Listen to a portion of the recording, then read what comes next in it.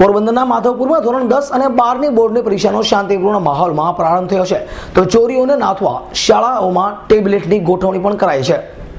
પોરબંદર તાલુકાના માધવપુર ખાતે આજે ધોરણ 10 અને 12 પરીક્ષા શાંતિપૂર્વક વાતાવરણમાં પ્રારંભ થઈ હતી. ચોરીના દૂષણને નાથવા માટે શાળાઓમાં ટેબ્લેટ દ્વારા રેકોર્ડિંગની વ્યવસ્થા કરવામાં આવી હતી. માધવપુરામાં આજે 10 અને 12 બોર્ડની પરીક્ષા સેટ NDR હાઈસ્કૂલ, કન્યા શાળા, તાલુકા પ્રેસ સેન્ટર શાળા અને પ્લોટ પ્રાથમિક શાળા ખાતે લેવામાં આવી હતી, જેમાં અંદાજે ધોરણ 10 માંથી 240 જેટલા અને ધોરણ 12 માંથી 268 જેટલા વિદ્યાર્થીઓએ પરીક્ષા આપી હતી. મારું નામ બામણીયા સોનલ રમેશભાઈ છે. આજે અમારા 10મા ધોરણની પરીક્ષા લેવાઈ હતી. આજે અમે ખૂબ શાંતિથી પરીક્ષા કરી છે. અમને જરા કે ભય જેવું કાંઈ થયું નથી. આજે અમારા ક્લાસમાં CCTV કેમેરા પણ ચાલુ રહ્યા હતા, તેથી અમે સરળ રીતે પેપર ભર્યું અને પેપર પણ હાવ સરળ હતું, અઘરું નહોતું. મારું નામ મકવાણા પ્રતિબેન કાંતિભાઈ છે. આજે અમારા ધોરણ 12 કોમર્સનું પરીક્ષા હતી. તેમાં અમારું નામાનું પેપર હતું. તેના નામાનું પેપર ખૂબ જ સહેલું અને સરળ રીતે અમારું ગયું હતું. ત્યાં ટેબ્લેટના રેકોર્ડિંગ પણ ચાલુ હતા અને ત્યાં અમને પેપર ભરવાની ખૂબ જ મજા આવી અને ત્યાં શાંતિપૂર્વક અમને પેપર ભરવાનું.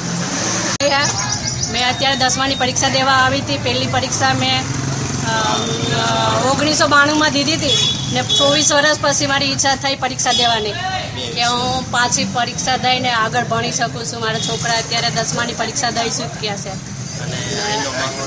આનો માહોલ ને બધી સુવિધા સારી હતી. પરીક્ષા દેવાની બહુ સારું લાગ્યું.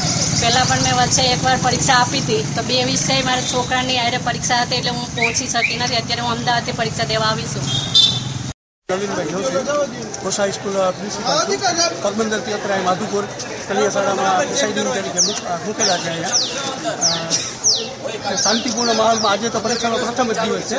શાંતિપૂર્ણ માહોલમાં વ્યવસ્થિત વિદ્યાર્થીઓને અંદર બધાને પ્રવેશ આપવામાં આવે છે. બધાનું ચેકિંગ થાય છે અને આ 2 બિલ્ડિંગમાં વિડીયો શૂટિંગ કેમેરાના ટેબ્લેટ પણ મૂકેલા છે અને એવો કોઈ સંભવ નથી. અને શાંતિપૂર્ણ માહોલમાં વિદ્યાર્થી આનંદથી અને ત્રેસથી પરીક્ષા આપે, નિર્ભય થઈને, તણાવ રહિત થઈને. વિદ્યાર્થીઓ શાંતિપૂર્વક પરીક્ષા આપી શકે તે માટે તંત્રએ પોલીસને પરીક્ષા કેન્દ્રને તૈનાત રાખવામાં આવી હતી અને સ્વાઇન ફ્લૂના રોગને ધ્યાનમાં રાખી દવાઓ અને માસ્કની પર પરીક્ષા કેન્દ્ર ખાતે વિતરણ કરવામાં આવ્યા હતા. શાંતિલાલ મેવાડાનો રિપોર્ટ, S9 ન્યૂઝ, માધવપુર.